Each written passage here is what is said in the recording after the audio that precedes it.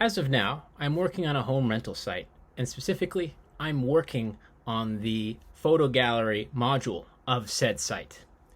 Now, I had to make an important decision, and that was which database should I go with?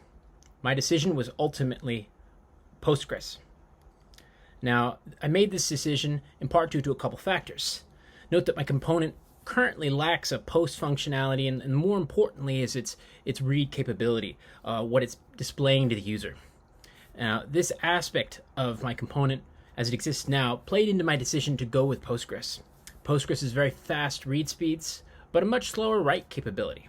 And given that read speeds are much more important to me at the moment, made perfect sense. Also, given Postgres's ease to extend functionality and general user-friendly nature, would allow me to focus more on developing a sophisticated schema and optimization in general. Now, the component that I inherited only featured two tables in the database, one for home info and one for home images. The home info table had a one-to-many relationship with the home images table, meaning each home info data set had multiple images, which makes sense given that I'm working with a photo gallery. I introduced additional complexity and fleshed out the component by adding owners tables, which serves as the primary record with a one-to-many relationship with the home info table, and then of course branching out to the home images.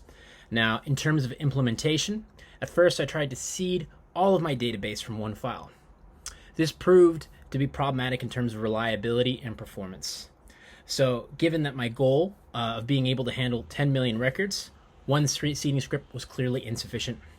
Therefore, I ultimately decided to have multiple seeding scripts, each corresponding to a respective table, and draining to multiple CSV files, which in turn drain to the database.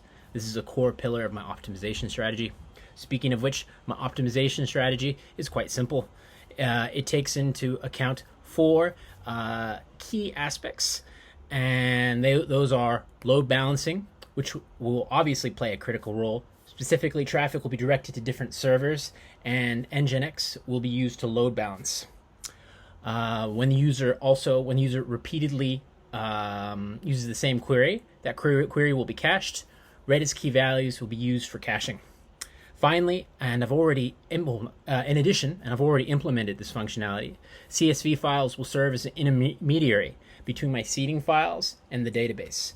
Note that I'm going to use node train events in the CSV file to break my data up into chunks. Finally, I will make adjustments to my Postgres config file and, of course, do some indexing. And I strongly believe that this strategy will dramatically improve performance. Thank you.